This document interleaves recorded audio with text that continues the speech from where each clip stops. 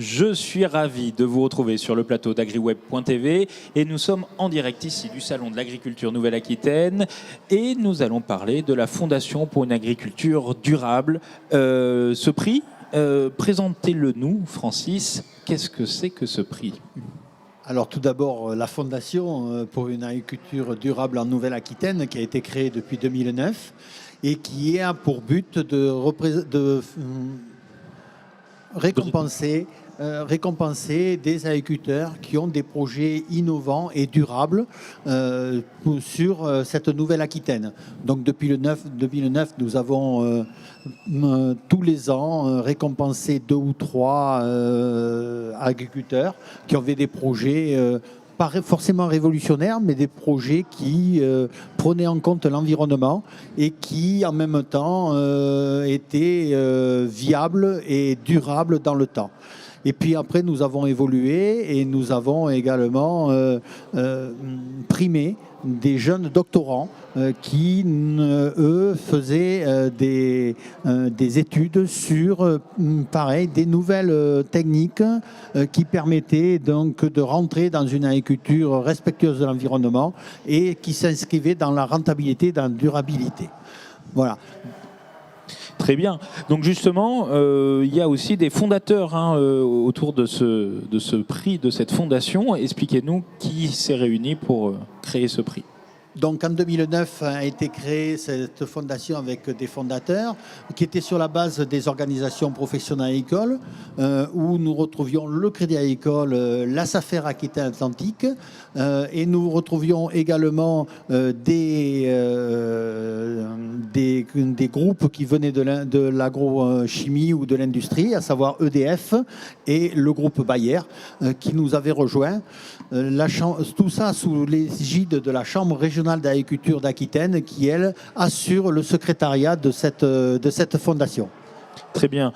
Bruno Millet, justement, l'organisation, les appels à candidature, tout ça, vous recevez chaque année, c'est ça? Expliquez-nous, on en est où actuellement?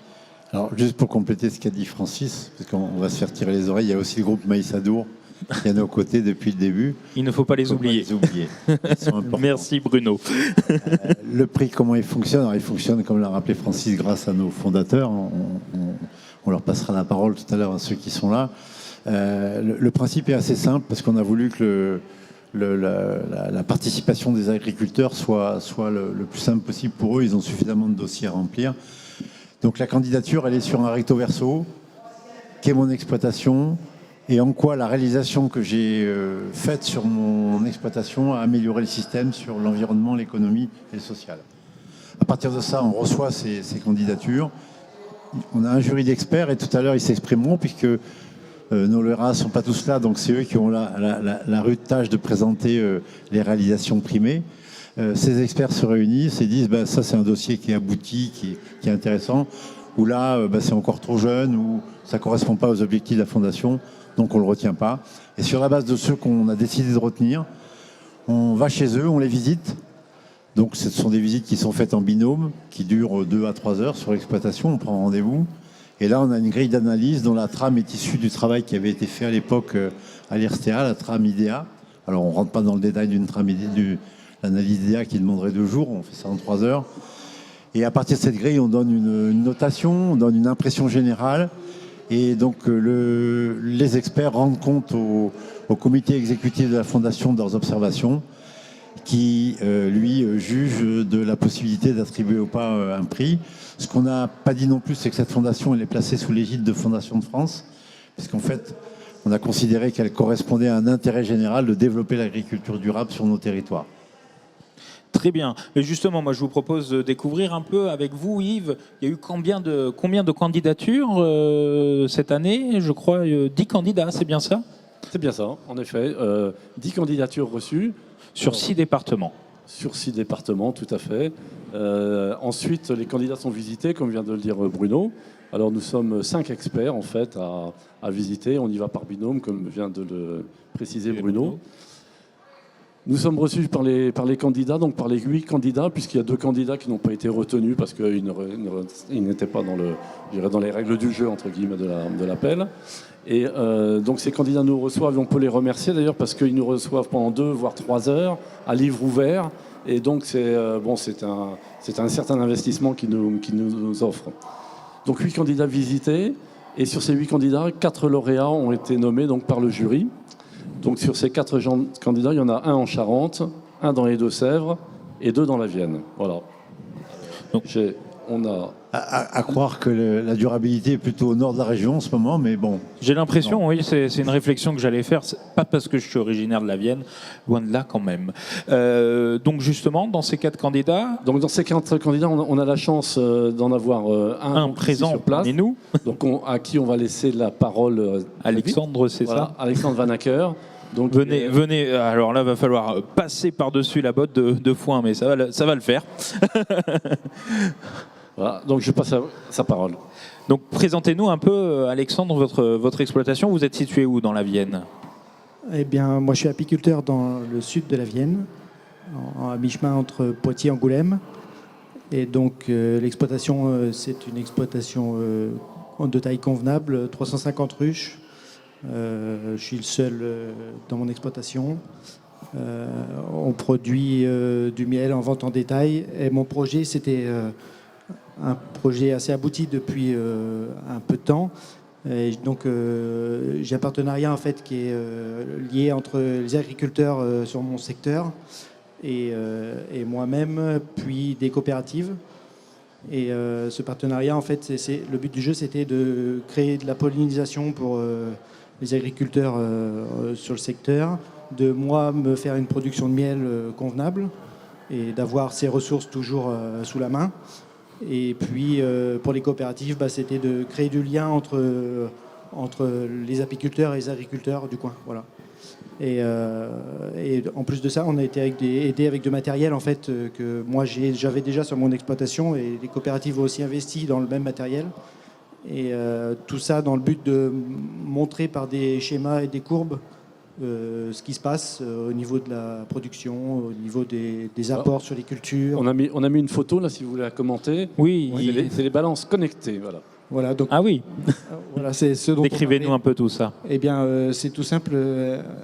Sous la ruche, on dispose dans la ruche en global, on dispose de plusieurs capteurs.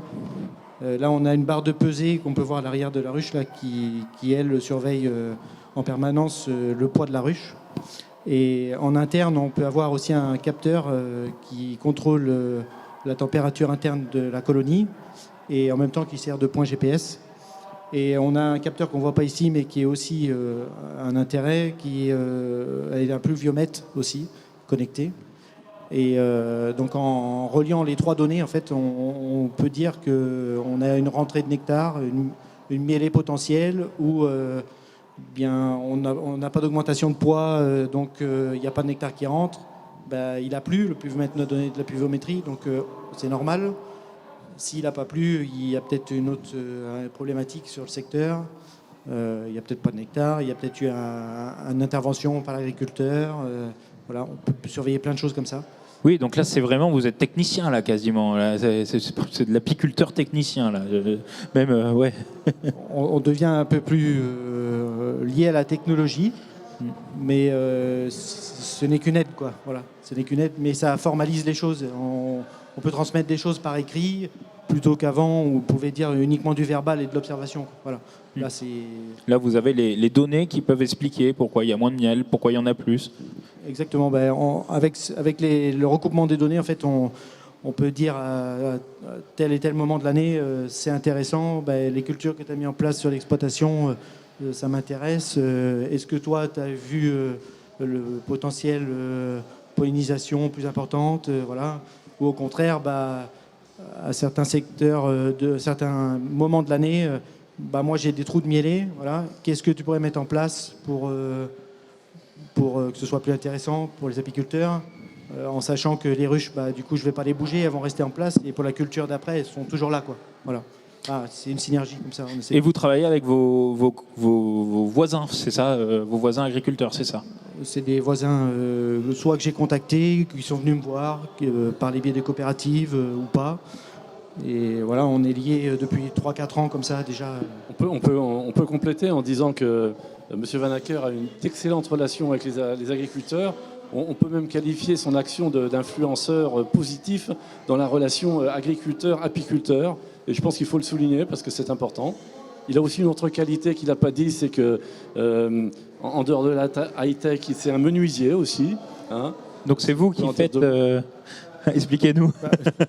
Oui, le métier d'apiculteur, c'est un métier très complet. Voilà. Alors, il y a différentes manières de conduire son exploitation. La mienne, c'est d'essayer de produire et de vendre en direct et de limiter les coûts et de maîtriser un peu ce que je fais sur mon exploitation sans être trop lié aux autres, sauf pour ce qui m'apporte du miel. Voilà. Et en gros, j'ai des talents un peu de menuisier, mais pas pour faire du meuble, mais plutôt pour faire des ruches. Et du coup, oui, j'achète... dans mon secteur, j'ai une scierie où j'achète mon bois et je retravaille le bois pour faire les ruches, les cadres. Voilà. Et en même temps, ça m'occupe l'hiver et ça me limite les coûts. Voilà. Et vous produisez sur l'exploitation? Décrivez-nous un peu votre exploitation, parce que je vois qu'il y a un labo. Eh bien, le but du jeu, c'est de produire du miel, récolter ce miel, le vendre au détail. Pour quelques chiffres, on vend à peu près 6 tonnes de miel à l'année, tout en pot. Voilà. Et donc oui, le petit labo qu'on voit là, c'est la miellerie, et donc c'est notre lieu de récolte de miel, quoi. Et après, ce miel est remis en pot à l'exploitation et vendu directement, soit dans des magasins, dans le secteur proche, soit sur des marchés directement aux clients. Voilà. Donc la saison va bientôt commencer, je crois. Hein. La saison est déjà commencée, oui, et oui, jusqu'au mois de septembre. Parfait. Voilà. Bon courage en tout cas pour cette saison et encore félicitations pour ce prix. On va présenter, Yves, avec vous, restez avec nous sur le plateau. Yves, on va présenter les autres lauréats. Alors on présente les autres. Alors malheureusement les autres sont absents. Bon. On peut le comprendre parce que compte tenu de la climato cette année, ils sont pas mal occupés. Et en plus ils sont souvent assez éloignés. Aux Trois-Moutiers, donc à l'autre bout du département de la Vienne. Voilà. Alors Benoît Gauthier, donc qui est en ERL avec son frère. Ils habitent donc aux Trois-Moutiers, donc dans la Vienne. C'est un dossier qui a intéressé le jury particulièrement par une recherche systématiquement de plus-value, avec comme objectif d'aider à l'installation. Donc lui s'est installé en premier, bien sûr, et ensuite par ses efforts de diversification, il a pu installer son frère, et maintenant il installe son fils. Donc sur une même exploitation, à force de rechercher des plus-values à droite et à gauche, il est arrivé à ce qu'il soit maintenant aujourd'hui 3. Donc ils sont installés sur 230 hectares de grandes cultures et une vingtaine d'hectares de vignes. Petite information, donc une partie est en appellation Saumur, donc la Nouvelle-Aquitaine va jusqu'au Saumur. Exactement, oui. Voilà. Ce que je ne savais pas. Ah non, mais on est limitrophes, effectivement. Donc ils sont installés en EARL, ils ont une partie en agriculture biologique, ils sont en grosse partie donc en HVE, bien sûr, et entre autres, ils sont sur une centaine d'hectares qui sont sur une zone protégée. Voilà, une partie de ces exploitations étant bio, une vente directe en partie de la production viticole, et donc un partenariat assez serré, voire très serré, avec Chambre d'agriculture et avec Terrena, donc, qui est la grosse structure coopérative de la région. Tout comme vous avez travaillé avec Océalia plutôt. Hein. Donc on voit que les grands distributeurs sont souvent impliqués chez nos lauréats. Voilà. Donc voilà, c'est ce qu'on pouvait dire assez rapidement. Sur Benoît Gauthier. Petite remarque, donc il y a un amandier sur la bouteille de vin, parce que donc il y a tout un programme de réimplantation d'amandiers qui sont historiquement implantés d'ailleurs, donc dans cette région-là. Donc monsieur Benoît Gauthier fait partie de cette association de replanter. Voilà. Et dont le clin d'œil sur sa bouteille. D'où le clin d'œil, voilà. Le suivant, le lauréat suivant, finalement. Le lauréat suivant. Alors, Sébastien Miteau. Jacques. Jacques, bon, alors je vais essayer de me substituer à Jacques. Allez-y, Sébastien Donc, Miteau, qui est situé dans les Miteau. Deux-Sèvres. Sébastien Miteau, donc, qui est en GAEC, donc, avec son frère Sébastien. Et ils sont non, Sébastien Miteau, je dis des bêtises, excusez-moi. Il est avec Baudouin, Mathieu Baudouin, voilà, avec Mathieu Baudouin. Donc à eux deux, en fait, une très grande originalité. Ils sont partis de la moitié de l'exploitation du père de son associé, donc 150 hectares à peu près, qui était 100% en céréales, comme toutes les exploitations de cette région. Et ils ont comme objectif, ils ont réussi à tout transformer, c'est-à-dire que maintenant, le chiffre d'affaires est réparti un tiers en céréales, un tiers en moutons, élevage plein air permanent, et un tiers en volailles de chair. Donc ils ont vraiment transformé le paysage, ils ont transformé leur économie, enfin ils ont tout transformé avec donc, bon là vous le voyez, donc des moutons qui sont tenus en plein air en permanence, jamais ils ne rentrent, hein, même pour les agnelages. Les volailles plein air, donc c'est essentiellement du poulet et un peu de pintade. Ils font leur aliment à la ferme, bien sûr. Et donc vous voyez les cabanes mobiles des volailles en bas à droite. Voilà. Bruno, vous vouliez réagir? Non, juste ce qui avait séduit le jury dans cette exploitation, c'était le retour de l'élevage sur une exploitation grande culture. Tout à fait. La réautonomisation du système, et finalement, c'est une zone que je connais bien. En fait, ça a redonné de la vie pour le coup, et une vraie dynamique économique derrière. Donc c'est vraiment typiquement le genre de projet qui nous intéresse, parce que c'est des zones qui sont parfois un peu en difficulté, et là, en fait, en réintroduisant l'élevage, on retrouve un nouveau souffle. Donc c'est un message à faire passer. On l'a souvent éliminé, l'élevage, pour plein de raisons, pas toujours bonnes, et là il revient, donc c'est bien. Voilà. Sachant que en plus c'est sur des terres avec un potentiel agronomique limité, donc ils ont tout bon, quoi, hein. Voilà. Une démarche à souligner. Et le dernier lauréat qui est en Charente, donc c'est vraiment le Poitou-Charentes, hein, qui a été récompensé, hein, l'ex-territoire Poitou-Charentes, mais ça existe encore. Alors Jean-Marc Prudhomme, donc qui l'a visité, donc je lui donne le micro. À Jacques Ripoche, effectivement, allez-y Jacques, mettez-vous à côté d'Olivier, on va se serrer. Voilà, bon. Donc Jean-Marc Prudhomme, qui est agriculteur, Jean-Marc Prudhomme, qui est agriculteur à Aigre,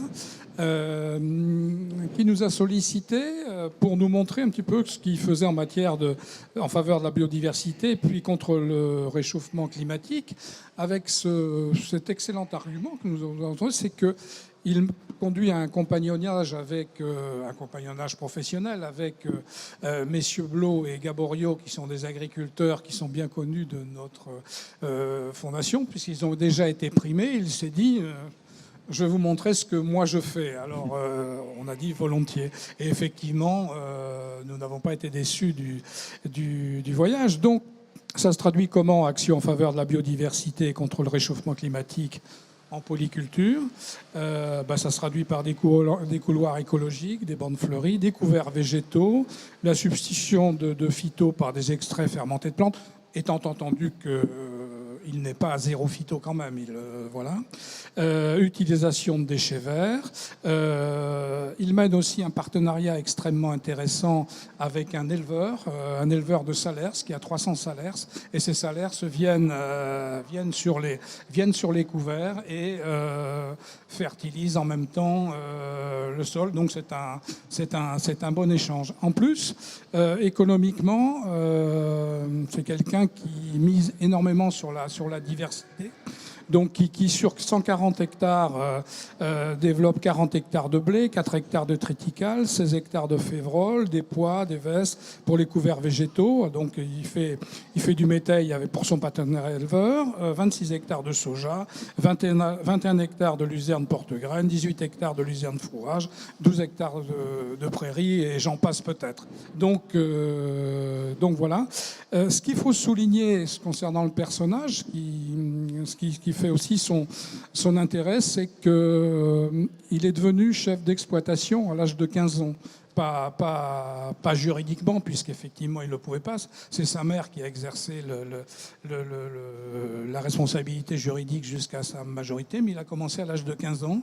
Et il a eu le souci de se former en permanence, à tel point que, continuant de se former, il devient aussi formateur et il est considéré comme l'un des pionniers de l'agriculture de conservation dans sa région. Donc voilà ce qu'on peut dire.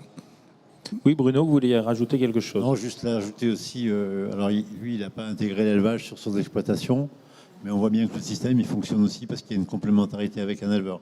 Et c'est quelque chose qu'on avait déjà retrouvé chez Gaborio, qui avait ses partenariats. Et ça montre bien que si on veut faire évoluer les systèmes vers plus d'autonomie, plus de durabilité, il faut sans doute reconsidérer la place de l'élevage dans les systèmes de grande culture. Voilà, c'est juste ce que je voulais ajouter. Et c'est ce qu'on souhaite encourager, en sachant que M. Prudhomme regrettait beaucoup de ne pas être avec nous. Et ça peut être vraiment un ambassadeur et un porteur de ce qu'on souhaite promouvoir. Effectivement. Mais donc, on l'a vu, il y a des éleveurs et il y a aussi des thésards, il me semble. On va en parler avec vous, Olivier Lavial. Il y a 3 thésards qui ont présenté leur thèse, leur résultat de thèse, et qui ont candidaté. Une a été retenue.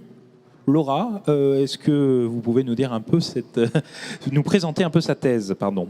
Oui, d'abord l'idée c'est vraiment de promouvoir effectivement l'image de la Fondation pour une agriculture durable et les nouvelles pratiques, les transitions, etc. auprès d'autres publics. C'est un peu pour ça qu'on a fondé le prix des doctorants.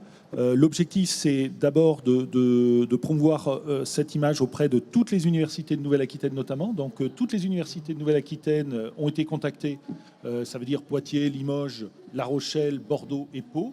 Et nous avons eu cette année, alors plutôt peu de candidats. L'année dernière, on en avait eu un peu plus. Je pense que c'est vraiment quelque chose qui doit s'installer dans la durée, parce que moi, je désespère pas qu'on ait à terme effectivement pratiquement toutes les thèses autour des problématiques qui nous intéressent, de l'agriculture, de l'environnement, de l'alimentation, enfin tout ce qui derrière permet de transmettre nos messages, qu'on ait suffisamment de candidats pour pouvoir effectivement remettre ce prix avec beaucoup de candidats et beaucoup de qualité derrière. Alors, on a eu 3 candidats de très bonne qualité cette année tout de même. Et parmi ces 3 candidats, une qui a retenu particulièrement notre attention, effectivement, qui était alors inscrite à l'école doctorale de l'Université de Pau. Et dans une équipe... Alors, les 3 candidats viennent d'INRAE, d'unité INRAE, donc je me plais à le dire quand même. Il le faut. En tant que président du centre. Mais donc Laura a fait sa thèse au sein d'une unité mixte, donc entre l'Université de Pau des Pays de l'Adour et INRAE, qui s'appelle NUMEA, et qui travaille sur les pratiques de l'alimentation durable en aquaculture. Alors, c'est la première année qu'on fait un pas de côté, d'ailleurs, qu'on va aller chercher un petit peu au-delà de l'agriculture pour aller sur l'aquaculture, mais avec exactement les mêmes logiques de durabilité. L'objectif, notamment dans cette unité, étant de remplacer les farines de poisson comme alimentation principale des truites arc-en-ciel pour pouvoir faire de l'élevage, notamment à base d'alimentation à dominante végétale. La problématique de la nourriture à base de dominante végétale, c'est qu'elle n'apporte pas tous les éléments nécessaires à la croissance et qu'on a donc des chutes de productivité. Et la thèse de Laura a travaillé là-dessus pour essayer de compenser cette chute par des compléments en termes de levure, en apportant des levures. Et donc avec simplement une ration de 3% de levure, rajouter finalement l'ensemble des éléments, notamment en acides aminés essentiels, etc., qui permettent d'avoir une performance de production au même niveau. Et donc c'était une thèse à la fois très bien présentée, qui est allée à peu près au bout de la logique. Laura est dans une très bonne dynamique. Elle est aujourd'hui en postdoc à l'Université de Laval au Québec. Donc elle n'a pas pu venir évidemment aujourd'hui, vous l'imaginez bien. Voilà. C'est un peu loin. Mais voilà, donc une très bonne thèse, une très bonne présentation. Donc on demande aux doctorants, en plus de leur thèse, alors on a les manuscrits quand même, donc on essaye de rentrer, le jury essaye de rentrer dans le détail du manuscrit, on a le résumé, on a les avis du comité de thèse, et puis on a des petites vidéos qui sont transmises par les doctorants, et celle de Laura a fini de convaincre l'ensemble, à la fois l'ensemble du jury et puis l'ensemble des membres de la Fadouna, qui ont avec grand plaisir donné le prix cette année, le prix doctorant, donc à Laura Fraune. Voilà. Mais justement, on parlait de membres, de fondateurs, de donateurs. Justement, on va demander à Philippe Boujard de venir sur le plateau. Allez-y, venez. Un peu de saut d'obstacles en même temps. Bruno.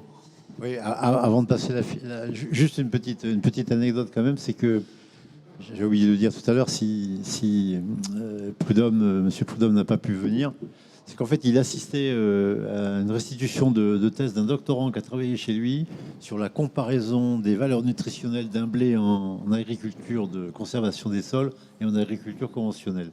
Donc d'ailleurs, on attend le résultat et on va lui suggérer Une thèse que son doctorant peut être candidate à notre fondation l'année prochaine. Voilà. C'était la petite anecdote que je voulais souligner. La petite anecdote, effectivement.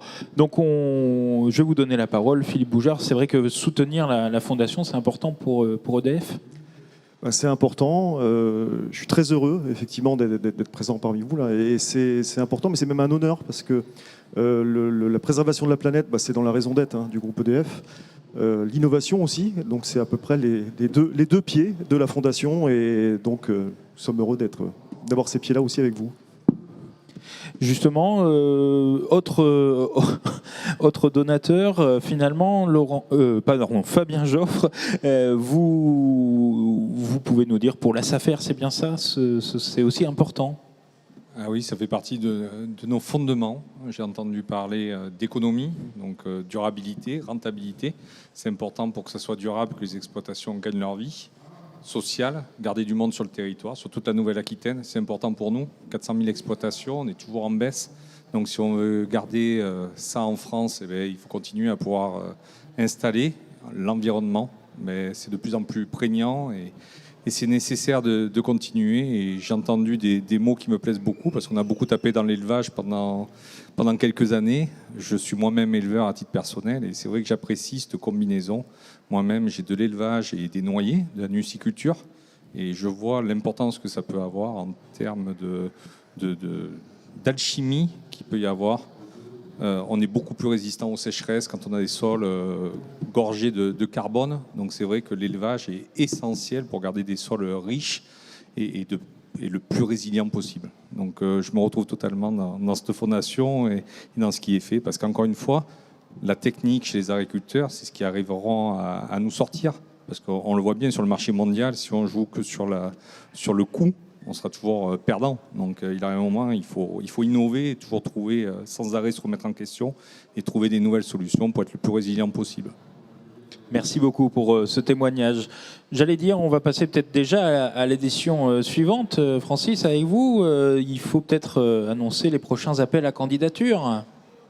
Tout à fait. Avant cela, je voudrais à la fois féliciter les différents candidats et lauréats, à la fois les 4 agriculteurs, mais aussi la doctorante, les féliciter. Je veux en profiter en félicitant, remercier les experts, parce que nous avons toute une équipe d'experts qui se sont rendus sur les exploitations, que ce soit Guy tout à l'heure ou